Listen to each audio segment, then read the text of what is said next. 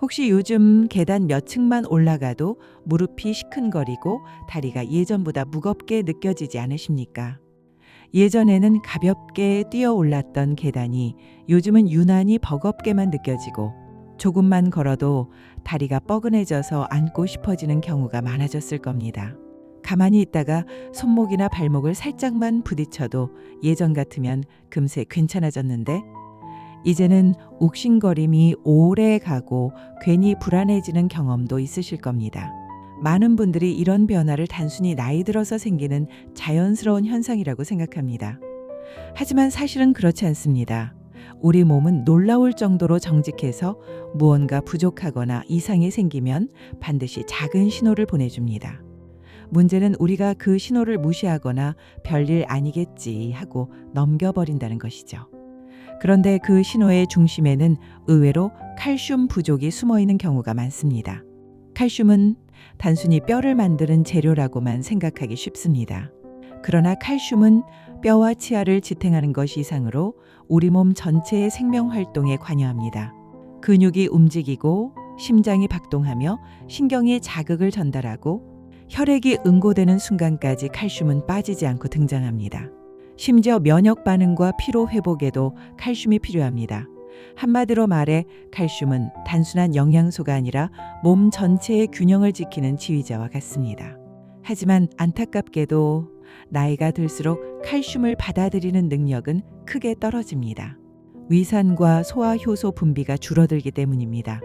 젊을 때는 같은 양을 먹어도 잘 흡수되었지만 40대, 50대를 넘어서면 같은 음식을 먹어도 절반 이상이 흡수되지 못합니다. 흡수된 칼슘조차 혈액을 돌다가 뼈에 도달하기 전에 소변이나 땀으로 빠져나가 버리기도 합니다. 그래서 나는 우유도 마시고 멸치도 먹는데 왜 골밀도는 점점 낮아질까 하고 의아해하는 분들이 많습니다. 그 이유가 바로 여기 있습니다. 뼈를 집에 비유해 보겠습니다. 칼슘은 벽돌입니다. 하지만 벽돌만 쌓아두면 집이 완성되지 않습니다. 벽돌을 단단히 붙여주는 시멘트가 있어야 하고 구조를 지탱하는 철근이 있어야 집이 튼튼하게 서 있습니다. 뼈 건강도 마찬가지입니다. 비타민 D는 시멘트, 마그네슘은 철근입니다. 비타민 D가 있어야 칼슘이 뼛속에 제대로 들어가고 마그네슘이 있어야 뼈의 구조가 단단해집니다. 칼슘만 챙긴다고 뼈가 지켜지는 게 아니라는 말이죠. 칼슘이 부족해지면 몸은 반드시 신호를 보냅니다. 계단을 오를 때 무릎이 시큰거리거나 오래 걷고 나면 다리가 무겁게 느껴지는 것, 밤에 자다가 다리에 쥐가 나서 놀라 깨어나는 것, 아침에 손발이 저릿한 것, 작은 상처가 잘 낫지 않는 것, 밥도 먹고 잠도 잤는데 하루 종일 피곤한 것, 이런 증상들은 모두 뼈가 보내는 SOS 신호일 수 있습니다.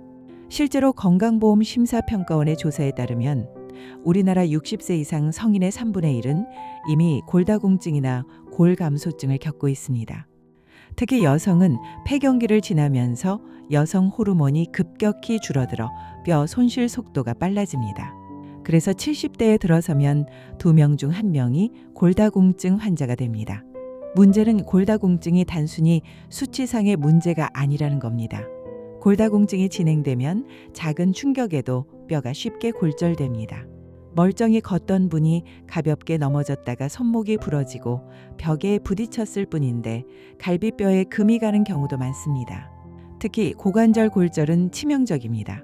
수술 후 1년 내 사망률이 무려 20%를 넘는다는 보고도 있습니다.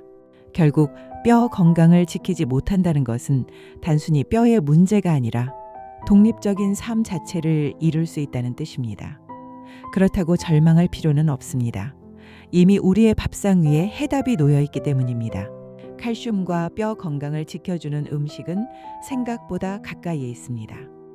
작은 멸치 한 줌만 해도 우유 한 컵에 버금가는 칼슘을 섭취할 수 있습니다. 멸치는 뼈째 먹는 식품이기 때문에 흡수율이 뛰어납니다. 하지만 멸치를 너무 짜게 조리하면 나트륨이 칼슘을 몸 밖으로 배출해버립니다. 그래서 멸치를 볶을 때는 되도록 간을 약하게 하고 기름에만 가볍게 볶아 고소한 맛을 살리는 것이 가장 좋습니다. 여기에 호두를 곁들이면 마그네슘과 오메가3까지 보충할 수 있어 뼈와 관절을 함께 지켜줍니다. 다시마 역시 보물 같은 식품입니다. 대부분 국물용으로만 쓰고 버리지만 사실 다시마에는 칼슘과 마그네슘이 풍부할 뿐 아니라 혈액 속 노폐물을 배출하는 알긴산 성분이 들어있어 뼈와 혈관을 동시에 지켜줍니다. 다시마 조림이나 샐러드, 무침 등으로 활용하면 맛있게 즐길 수 있습니다. 시금치와 버섯의 조합도 빼놓을 수 없습니다. 시금치에는 비타민C가, 버섯에는 비타민D가 풍부합니다. 두 가지가 만나면 칼슘의 흡수율이 극대화됩니다. 간단하게 시금치나물과 버섯볶음을 곁들이거나 된장찌개에 넣으면 맛도 좋고 뼈에도 든든합니다. 여기까지가 뼈 건강을 위한 음식의 첫걸음입니다. 이제 이어지는 다음 부분에서는 두유와 검은깨, 황태, 검은콩처럼 조금 더 다양한 식품들, 그리고 생활 습관과 운동 방법까지 구체적으로 이어서 이야기해 보겠습니다. 앞에서 멸치, 호두, 다시마, 시금치, 버섯 같은 식품이 뼈 건강의 첫걸음이 된다는 이야기를 나누었습니다. 그런데 식탁 위의 선택만으로는 부족할 때가 많습니다. 우리의 일상 속 작은 습관들, 그리고 어떻게 몸을 움직이느냐가 뼈를 지탱하는 또 하나의 큰 축입니다. 먼저 아침 습관을 살펴봅시다. 많은 사람들이 아침을 대충 빵이나 커피로 해결합니다. 하지만 뼈를 지키고 싶다면 아침부터 올바른 선택을 해야 합니다. 대표적인 방법이 두유와 검은깨입니다. 두유는 소화가 잘 되는 식물성 칼슘 공급원입니다. 특히 우유를 마시면 속이 불편한 분들도 두유는 부담 없이 마실 수 있습니다. 여기에 검은깨를 곱게 갈아 넣어 마시면 마그네슘과 항산화 성분까지 더해져 뼈와 혈관을 동시에 지킬 수 있습니다. 실제로 매일 아침 두유와 검은깨를 섭취한 분들 중 상당수가 밤마다 다리에 쥐가 나던 증상이 사라지고 아침에 다리가 가볍게 느껴진다고 이야기합니다. 황태도 빼놓을 수 없습니다. 황태는 겨울 찬바람을 맞으며 얼고 녹는 과정을 반복하는 동안 단백질 구조가 부드러워지고 소화 흡수율이 높아집니다. 단백질뿐 아니라 칼슘, 인, 마그네슘이 풍부해 뼈와 근육을 동시에 강화합니다. 아침에 황태국 한 그릇으로 하루를 시작하면 속은 편안하고 뼈와 근육은 힘을 얻습니다. 위장이 약한 분들에게도 부담이 적습니다. 또 하나의 보석 같은 식품이 검은콩입니다. 밭에서 나는 쇠고기라 불리는 검은콩은 단백질과 칼슘이 풍부합니다. 껍질에 들어있는 안토시아닌 성분은 혈관 건강을 지켜주고 노화를 늦추는 강력한 항산화제 역할을 합니다. 검은콩밥, 검은콩, 두유, 반찬 등 다양한 형태로 섭취할 수 있습니다. 꾸준히 먹으면 뼈 건강은 물론 전신 건강까지 챙길 수 있습니다. 이처럼 음식은 강력한 무기지만 생활 습관이 따라주지 않으면 효과는 반감됩니다. 가장 흔한 실수가 바로 커피와 홍차입니다. 칼슘을 섭취한 직후 커피나 홍차를 마시면 그 속의 카페인과 탄닌이 칼슘의 흡수를 방해합니다. 우유 한 컵을 마시고 곧바로 커피를 마시면 섭취한 칼슘의 절반 가까이가 흡수되지 못한 채 사라집니다. 또한 짠 음식을 자주 먹는 습관도 문제입니다. 나트륨이 칼슘을 소변으로 끌고 나가버리기 때문입니다. 결국 아무리 멸치를 먹어도 반찬이 짜다면 남는 것은 거의 없습니다. 반대로 아주 간단한 습관 하나만 바꿔도 큰 변화를 만들 수 있습니다. 바로 햇빛입니다. 아침 햇살을 20분만 쬐어주면 우리 몸은 비타민 D를 합성합니다. 비타민 D는 칼슘을 뼈로 운반하는 다리 역할을 하기 때문에 햇빛은 가장 저렴하고도 강력한 뼈 건강 보충제라 할 수 있습니다. 수분 섭취도 빼놓을 수 없습니다. 하루 6에서 8잔의 물을 꾸준히 마시면 혈액이 맑아지고 칼슘 균형이 안정됩니다. 수분이 부족하면 혈액이 끈적해지고 뼈에서 칼슘이 불필요하게 빠져나가기도 합니다. 물을 충분히 마시는 것만으로도 뼈 건강을 지키는 효과가 있습니다. 그리고 숙면, 늦은 밤까지 깨어있지 않고 규칙적으로 7시간 이상 자는 것은 뼈 건강의 필수 조건입니다. 수면 중에는 성장 호르몬이 분비되는데 이 호르몬은 뼈를 회복시키고 근육을 재생하는 데 결정적인 역할을 합니다. 잘 자는 것만으로도 뼈와 근육을 다시 세워주는 시간을 확보하는 셈입니다. 운동도 빼놓을 수 없습니다. 뼈 건강에 꼭 필요한 것은 거창한 운동이 아닙니다.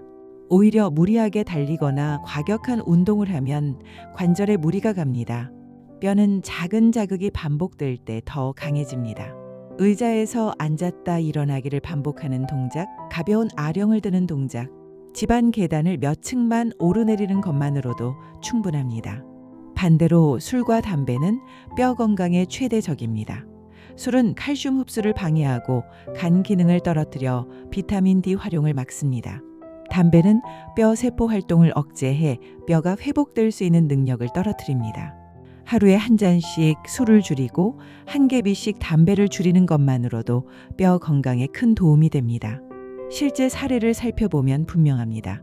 한 60대 여성은 매일 밤 다리에 쥐가 나서 깊은 잠을 이루지 못했습니다.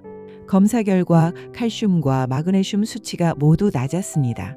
이분은 아침마다 두유에 검은 깨를 타서 마셨고 반찬으로 멸치와 호두를 챙겨 먹었으며 매일 아침 햇빛을 쬐는 습관을 들였습니다. 단 3개월 만에 놀라운 변화가 나타났습니다. 밤마다 괴롭히던 쥐가 거의 사라지고 골밀도 수치도 개선되었습니다. 또 다른 70대 남성은 오랫동안 무릎 통증으로 고생했습니다. 계단을 오를 때마다 무겁고 뻐근해 외출조차 꺼리곤 했습니다. 그러나 아침마다 황태국을 챙겨 먹으면서 근육과 뼈가 함께 강화되었고 계단 오르기가 훨씬 수월해졌습니다. 지금은 예전보다 몸이 가볍다는 말을 스스로 할 정도로 변했습니다. 이처럼 거창한 변화가 필요한 것이 아닙니다. 단지 작은 습관의 수정만으로도 뼈 건강은 크게 달라질 수 있습니다. 앞에서 우리는 뼈 건강에 좋은 음식들과 생활 습관, 그리고 실제 사례들을 살펴보며 작은 변화가 얼마나 큰 차이를 만드는지 확인했습니다. 이제 마지막으로 그 모든 내용을 하나의 흐름으로 이어서 우리의 일상 속에 어떻게 녹여낼 수 있는지를 정리하고 뼈 건강이 단순히 건강 문제를 넘어 삶 전체의 질과 자유를 어떻게 지켜주는지 함께 생각해 보겠습니다. 하루의 시작은 아침밥상에서부터 달라질 수 있습니다. 아침에 물 한 잔을 먼저 마셔보십시오. 밤새 부족했던 수분이 채워지고 혈액이 맑아지며 뼈에서 불필요하게 빠져나가는 칼슘을 막아줍니다. 이어서 따뜻한 황태국 한 그릇이나 두유에 곱게 간 검은 깨를 넣어 마신다면 단백질과 칼슘, 마그네슘이 동시에 보충되어 뼈와 근육이 힘을 얻습니다. 단순한 한 끼 같지만 이것이 모여 뼈를 지켜주는 첫걸음이 됩니다. 아침 햇살을 20분만 쬐는 것도 잊지 마십시오. 집 앞을 가볍게 산책하거나 창가에 앉아 햇빛을 받는 것만으로도 우리 몸은 비타민 D를 합성하고 칼슘을 뼈로 실어 나를 준비를 합니다.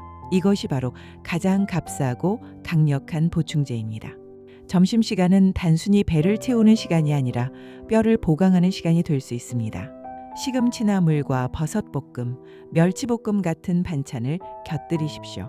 시금치의 비타민C가 칼슘 흡수를 돕고 버섯의 비타민D가 그 칼슘을 뼈로 실어 나르며 멸치가 풍부한 칼슘을 직접 공급합니다. 이렇게 세 가지가 만나면 작은 반찬 하나가 뼈를 위한 완벽한 처방전이 됩니다. 오후에는 커피와 홍차를 줄이고 대신 따뜻한 물이나 보리차를 자주 마시는 습관을 들여보십시오. 단순한 음료의 선택 하나가 칼슘 흡수율을 좌우하기도 합니다. 저녁은 하루 동안 소모된 영양을 채우는 마지막 기회입니다. 검은 콩밥을 지어 드시고 반찬으로 호두나 다시마 무침을 곁들여 보십시오. 검은 콩은 단백질과 칼슘을 공급하고 호두는 마그네슘과 오메가3을 더해 관절과 뼈를 지켜주며 다시마는 칼슘뿐 아니라 혈액 속 노폐물을 배출해 줍니다. 한 끼를 이렇게 구성하는 것만으로도 뼈와 혈관은 동시에 건강을 찾습니다. 여기에 하루를 마무리하며 짠 음식을 피하고 가벼운 저녁을 선택하는 것. 그것이 뼈를 위한 또 하나의 지혜입니다. 그러나 식탁에서만 그칠 수는 없습니다. 뼈는 움직일 때 자극을 받고 자극을 받아야 단단해집니다. 헬스장에서 무거운 기구를 드는 것이 아니라 집 안에서 의자에 앉았다 일어나기를 10번 반복하고 가벼운 아령을 드는 동작을 몇 차례 해보십시오. 혹은 계단 2층을 오르내리는 것만으로도 충분합니다. 뼈는 작은 자극에도 반응합니다. 중요한 것은 꾸준함입니다. 오늘 5분, 내일 10분. 그렇게 쌓이는 습관이 결국 몇 년 뒤 내 뼈를 완전히 다른 상태로 만들어줍니다. 그리고 절대 잊어서는 안 되는 것이 숙면입니다. 밤 12시가 넘어도 휴대폰을 붙잡고 있다가 뒤늦게 잠드는 습관은 뼈 건강에 가장 큰 적 중 하나입니다. 수면 중에는 성장 호르몬이 분비되는데 이 호르몬이 뼈를 회복시키고 근육을 재생합니다. 하루 7시간 이상 규칙적으로 자는 습관을 들이면 뼈는 밤새 다시 세워집니다. 결국 잘 자는 것만으로도 우리는 뼈와 근육을 회복시키는 황금 시간을 확보하는 것입니다. 이 모든 것이 모여 우리의 내일을 바꿉니다. 뼈 건강을 지킨다는 것은 단순히 골절을 막는 것이 아닙니다. 그것은 내가 원하는 삶을 끝까지 내 힘으로 살아낼 수 있는 독립성과 자유를 지키는 일입니다. 손주의 손을 잡고 공원을 함께 걷고 좋아하는 여행지를 찾아가고 하고 싶은 일을 마음껏 할 수 있는 힘. 그것은 튼튼한 뼈에서 비롯됩니다. 뼈가 약해지면 작은 충격에도 골절로 병원에 누워 지내야 하고 나의 선택권은 점점 줄어들게 됩니다. 뼈는 단순한 신체 구조물이 아니라 내가 나답게 살아가기 위한 삶의 기초입니다. 생각해 보십시오. 앞으로의 10년, 20년을 어떤 모습으로 보내고 싶으십니까? 손주와 함께 웃으며 산책하는 날을 상상하고 싶으십니까? 아니면 작은 충격에도 부러져 병상에 누워있는 나를 그려보고 싶으십니까?